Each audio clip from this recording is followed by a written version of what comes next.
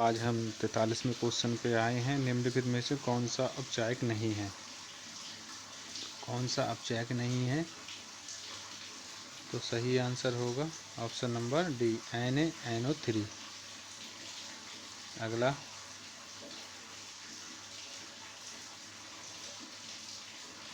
जब lead nitrate को गर्म किया जाता है तो वह लेड मोनोऑक्साइड नाइट्रोजन ऑक्साइड और ऑक्सीजन में विखंडित हो जाता है। यह अभिक्रिया एक उदाहरण है।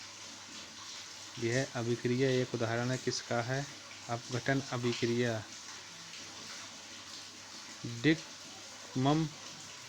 Decomposition reaction. Decomposition reaction, option number C. अगला, निम्नलिखित में से कौन सी गैस ओजोन परत के ह्रास के लिए उत्तरदायी है? कौन सी गैस जो है ओजोन परत के लिए ह्रास के लिए उत्तरदायी है? तो वो है chlorofluorocarbon, option number D, B. अगला, पत्थरों एवं खनिजों में सर्वाधिक मात्रा में पाए जाने वाला तत्व है। पत्थर एवं खनिजों में सर्वाधिक मात्रा में पाए जाने वाला तत्व कौन सा है? तो वो है सिलिकॉन, ऑप्शन नंबर ए।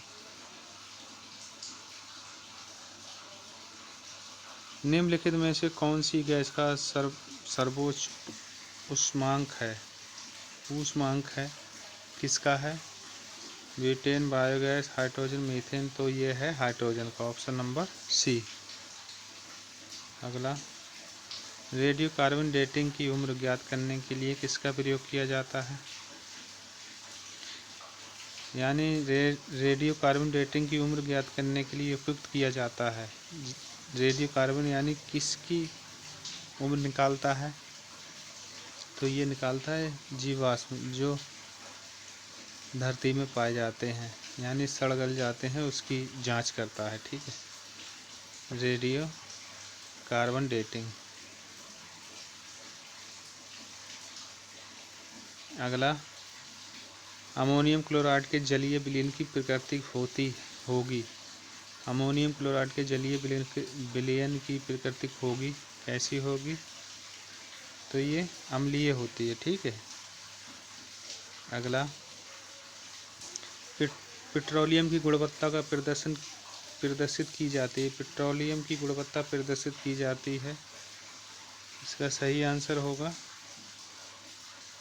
तो पेट्रोलियम की गुणवत्ता प्रदर्शित की जाती है ऑक्टेन नंबर में, ऑप्शन नंबर सी। अगला, निम्नांकित में से रासायनिक यौगिक कौन सा है? निम्नांकित में से रासायनिक यौगिक कौन सा है? कौन सा है रासायनिक यौगिक?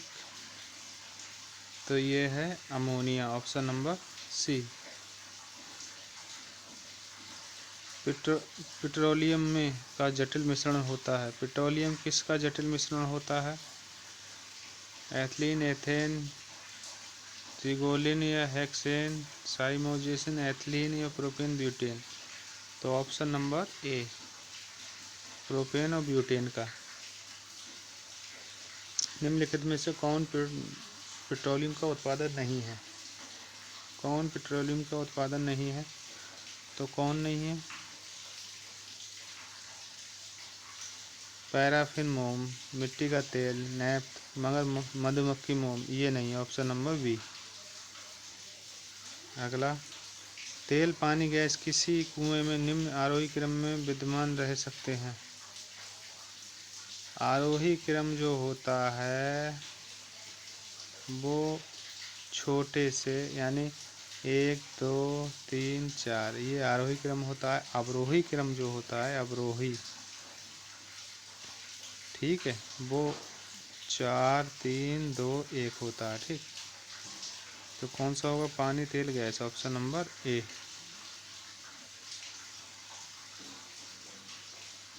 निम्नलिखित में कौन सा सक्रिय के घटते क्रम को निरूपित करता है?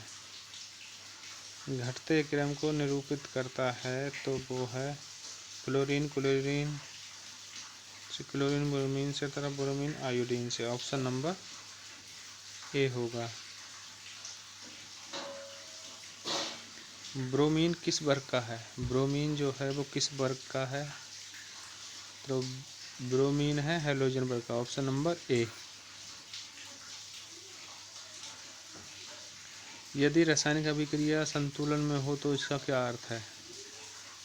रासायनिक अभिक्रिया संतुलन में हो तो इसका अर्थ होता है अग्र तथा पश्च अभिक्रियाओं की दरें समान, ऑप्शन नंबर सी।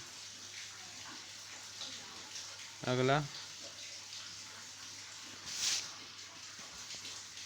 किसी अभिक्रिया में KMnO4 अम्लीय माध्यम से अपचयित होकर Mn++ बनाता है।